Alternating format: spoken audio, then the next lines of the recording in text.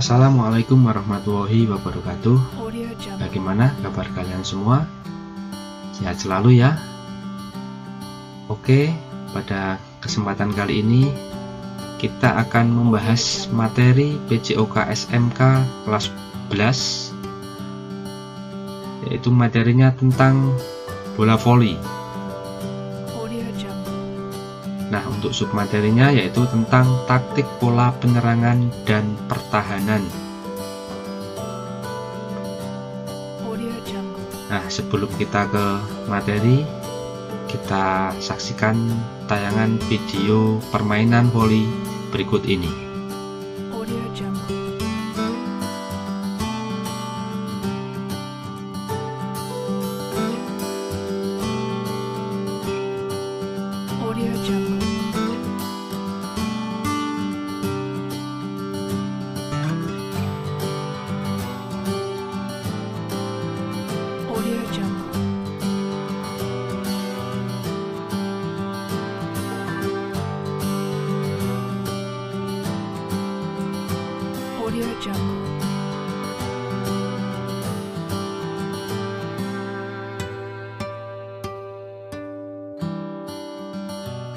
Audio Jungle.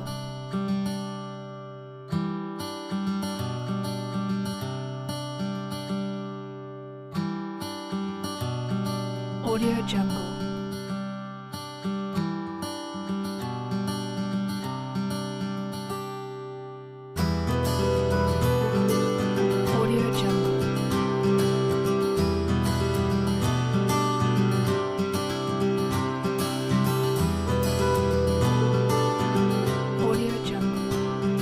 Baik, sebelumnya saya sampaikan terlebih dahulu tentang kompetensi dasar yang akan kita pelajari, yaitu KD 3.10 pengetahuan, yaitu menganalisis teknik dasar salah satu aktivitas olahraga permainan bola besar untuk menghasilkan koordinasi gerak yang baik. Kemudian untuk KD keterampilannya yaitu mempraktikkan teknik dasar salah satu aktivitas olahraga permainan bola besar untuk menghasilkan koordinasi gerak yang baik. Nah, untuk tujuan pembelajarannya, yang pertama, melalui observasi, peserta didik dapat menganalisis taktik dan strategi dalam permainan bola voli dengan sikap sportif, disiplin, dan kerjasama. Kemudian yang kedua, melalui diskusi, peserta didik dapat merancang taktik dalam permainan bola voli dengan sikap sportif, disiplin, dan kerjasama. Yang ketiga, melalui praktik, peserta didik dapat melatih taktik dalam permainan bola voli dengan sikap sportif, disiplin, dan kerjasama. Kemudian yang keempat, melalui praktik, peserta didik dapat mengevaluasi taktik dalam permainan bola voli dengan sikap sportif, disiplin, dan kerjasama. Nah, itu 4 tujuan pembelajaran. Baik, yang pertama kita akan membahas terlebih dahulu tentang taktik dalam permainan bola voli. Taktik adalah suatu siasat yang dipergunakan dalam pertandingan bola voli untuk mencari kemenangan secara sportif. Bentuk taktik penyerangan dan pertahanan yang mencakup pengertian taktik individual, taktik kelompok, serta taktik tim harus dimatangkan dalam pertandingan. Nah, dalam taktik ada dua, yaitu taktik penyerangan dan taktik pertahanan. Kemudian kita akan membahas terlebih dahulu tentang taktik penyerangan dalam permainan bola voli. Taktik penyerangan diartikan untuk mengharuskan regu lawan bertindak menuruti regu yang melaksanakan penyerangan. Oleh sebab itu, informasi suatu regu harus merata pembagian kekuatannya dalam posisi apapun untuk melakukan serangan, sehingga penempatan smasher, set upper, dan pemain universal harus diperhitungkan dengan matang agar dicapai pemerataan kekuatan dalam penyerangan. Kemudian jenis-jenis pemain sesuai dengan tugas dan fungsinya. Yang pertama, smasher bertugas sebagai penyerang utama. Kemudian set upper bertugas sebagai pengumpan ke smasher.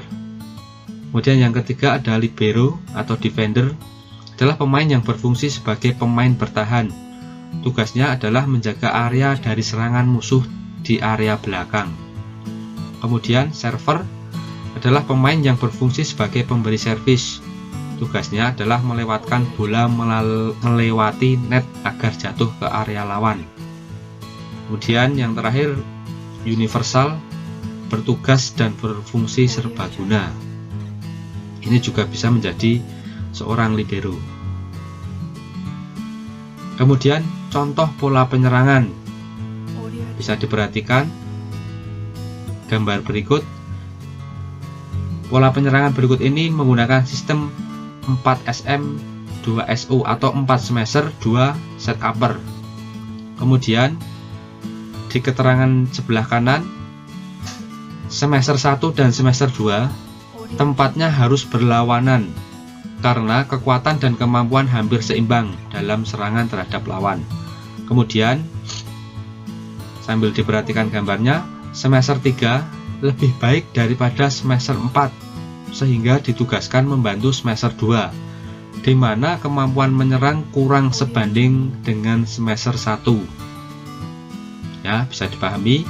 Kemudian smasher 4 membantu penyerangan smasher 1 sehingga dalam posisi bagaimanapun kekuatan menyerang seimbang regu tersebut dalam putaran permainan. Oke ya, bisa dipahami semua. Kemudian yang berikut adalah sistem 4SM 1SU 1U atau 4 smasher 1 set upper 1 universal. Bisa diperhatikan gambarnya. Untuk keterangannya, smasher 1 itu adalah smasher terbaik. Kemudian untuk pemain universal dan set upper selalu berlawanan posisi dalam pergeseran posisi bagaimanapun. Jadi harus berlawanan. Kemudian pemain universal dapat memberi umpan tetapi kurang baik dibanding set upper. Jadi pemain universal ini juga bisa berfungsi sebagai set upper, tetapi memiliki kemampuan smash lebih baik dari set upper. Oke ya, bisa dipahami. Nah, contoh berikut sistem penyerangan 5SM 1SU atau 5 smasher 1 set upper. Perhatikan gambarnya. Untuk keterangannya adalah set upper harus bersilangan dengan smasher 5. Selama set upper dalam posisi di depan atau 3 tempat, smasher 1 atau smasher 2 harus ada di posisi depan salah satu untuk dapat diandalkan produktivitasnya dalam penyerangan. Kemudian jika set upper tidak dapat mengumpan, smasher terdekat dengan bola bertugas sebagai pengumpan. Kemudian sistem 5SM 1SU merupakan sistem penyerangan yang sangat berat. Biasanya ini dilakukan dalam pertandingan-pertandingan atau tim-tim sekelas nasional ataupun internasional. Nah, kemudian kita akan membahas tentang taktik pertahanan permainan voli. Yang dimaksud dengan taktik pertahanan adalah pemain bertahan dalam keadaan pasif menerima serangan lawan dengan harapan adanya kesalahan dari regu penyerang. Taktik bertahan harus memiliki prinsip bahwa dengan bertahan regunya akan dapat menyerang kembali regu lawan. Pertahanan dapat dibagi menjadi 3, yaitu pertahanan di atas net atau blocking, pertahanan daerah tengah, dan pertahanan daerah lapangan belakang. Dalam suatu pertandingan, suatu regu mungkin menggunakan beberapa sistem permainan, beberapa pola, dan beberapa tipe pertahanan. Hal ini dilakukan karena bola yang datang dari lawan selalu berubah-ubah. Jadi dalam satu pertandingan, pola itu dapat diterapkan dengan beberapa tipe pertahanan. Jadi bukan hanya satu saja. Ya, bisa dipahami. Kita lanjut. Kemudian contoh pola pertahanan menggunakan sistem pertahanan voli 032 dan 132. Artinya ini adalah tanpa blok atau blok 1. Pertahanan daerah tengah 3 pemain dan pertahanan lapangan belakang 2 pemain. Bisa diperhatikan posisi-posisinya. Untuk keterangannya adalah serangan lawan dari posisi 3. Kemudian pemain dengan kode 3 harus siap melakukan blok ataupun tanpa blok. Kemudian pemain 264 pemain bertahan tengah, Audio Jungle. dan pemain 5-1 adalah pemain yang bertahan di belakang. Ya, bisa dipahami. Audio Jungle. Kemudian contoh berikut adalah sistem pertahanan voli 2-1-3, 2-2-2, dan 2-0-4. Sistem 2-1-3 artinya 2 blok, 1 pertahanan tengah, dan 3 pertahanan belakang. Kita akan membahas terlebih dahulu tentang pertahanan yang 2-1-3. Bisa diperhatikan gambarnya. Keterangannya adalah serangan lawan dari posisi 4. Kemudian pemain dengan posisi 2-3 Audio siap melakukan blok, sedangkan pemain dengan posisi 6 menjadi pemain pertahanan tengah ataupun siap untuk menerima bola-bola flashing. Kemudian pemain dengan posisi 4-5-1 adalah pemain pertahanan belakang. Ya, bisa dipahami. Ini sistem 2-1-3. Kemudian sistem pertahanan voli 2-2-2. Artinya 2 pemain melakukan blok, 2 pemain pertahanan tengah, dan 2 orang pemain pertahanan belakang. Perhatikan gambarnya. Keterangannya adalah serangan lawan dari posisi 3. Kemudian pemain dengan posisi 3 dan 4 siap melakukan blok. Pemain posisi 5 dan 2 bertahan di daerah tengah. Kemudian pemain dengan posisi 6 dan 1 bertahan di daerah belakang. Kemudian sistem pertahanan voli 2-0-4 artinya 2 pemain melakukan blok, lapangan tengah tidak ada yang menjaga, daerah belakang dijaga oleh 4 pemain. Sistem ini digunakan untuk menghadapi smash lawan yang keras, jarang melakukan passing dan ding di daerah belakang blok. Perhatikan gambarnya. Untuk keterangannya, smash lawan dari posisi 2, kemudian posisi 4, pemain posisi 4 dan 3 adalah pemain yang melakukan blok. Kemudian pemain dengan posisi 2, 1, 6, dan 5 adalah pemain pertahanan belakang.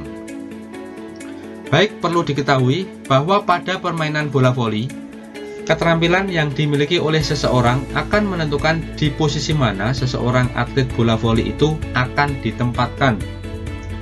Hal ini penting karena semua pemain pada permainan bola voli mempunyai tugas yang berbeda, seperti tosser, set-upper, smasher, universal, dan libero. Baik, untuk materi pada kesempatan kali ini cukup sekian. Kita tadi sudah membahas tentang materi bola voli, yaitu taktik penyerangan dan taktik pertahanan. Semoga tayangan ini bermanfaat. Terus dukung channel ini dengan cara like and subscribe. Terima kasih.